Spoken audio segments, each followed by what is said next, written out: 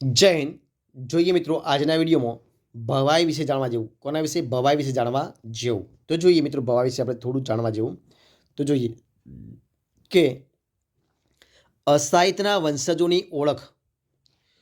તો મિત્રો શેના થાય છે? તો મિત્રો અસાહિતના વંશજોની ઓળખ થાય છે તરગાળાથી। શેના થાય છે? તરગાળાથી એની ઓળખ થાય છે। ત્યારબાદ ભવાઈનો અર્થ શું થાય મિત્રો?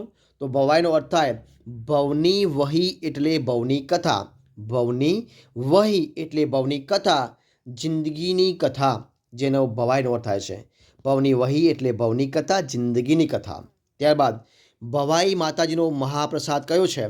તો મિત્રો કોનો છે? ભવાઈ માતાજીનો મહાપ્રસાદ કયો છે? તો ઉમિયા માતાનો જે પ્રસાદ છે એ મહાપ્રસાદ છે। ત્યારબાદ ભવાઈનો એક મુખ્ય વાજિંત્ર મિત્રો કયું છે? તો ભવાઈનું એક મુખ્ય વાજિંત્ર છે ભૂંગળ। કયું છે? ભૂંગળ। ત્યારબાદ ભવાઈના પાત્રોને મિત્રો શું કહેવાય? તો એમને કહેવાય ખેલૈયા। શું કહેવાય? ખેલૈયા। ત્યારબાદ ભવાઈના મુખ્ય પાત્રને શું કહેવાય? તો રંગલો અને રંગલી। શું કહેવાય? રંગલો અને રંગલી। ત્યારબાદ ભવાઈમાં બાણ અને ભાણિકા જેવો ખેલ કરનાર, ભવાઈમાં બાણ અને ભાણિકા જેવો ખેલ કરનારને શું કહેવાય? તો મિત્રો એને કહેવાય ભાંડ કહેવાય। શું કહેવાય? ભાંડ કહેવાય। ત્યારબાદ જોઈએ આપણે આગળ કે ભવાઈ વેશ શીખવનાર, જે ભવાઈનો વેશ શીખવે એને શું કહેવાય? તો એને વેશગોર કહેવાય। શું કહેવાય? વેશગોર। ત્યારબાદ ભવાઈમાં 3 પુરુષ વેશ ભજવે તેને શું કહેવાય?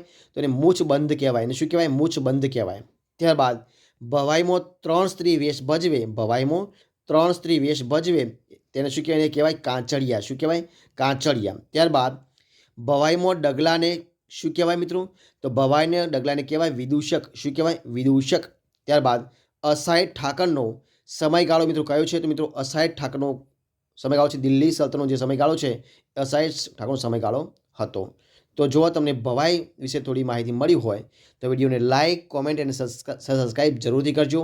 ફરીથી મળીશું એક નવા વિડીયો સાથે, ત્યાં સુધી બની રહો। જય હિન્દ, જય ભારત।